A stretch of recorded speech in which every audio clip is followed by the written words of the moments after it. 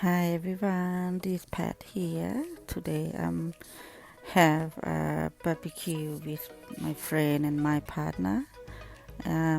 So we have a lot of food tonight, and we have a lot of vegetable and lobster and some meat with the pork belly, beef salad, and Scotch fillet beef, and also vegetable, mushroom, asparagus, broccoli, and lettuce, and also green bean. And I made two dipping sauce. One is Thai spicy dipping sauce. If you would like the recipe, you can go to look at my YouTube at my food channel.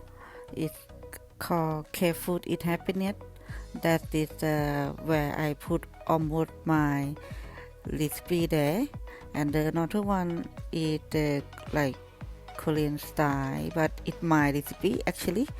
I use gochujang, paste, and honey, and soy sauce, and lime, and then put a little bit of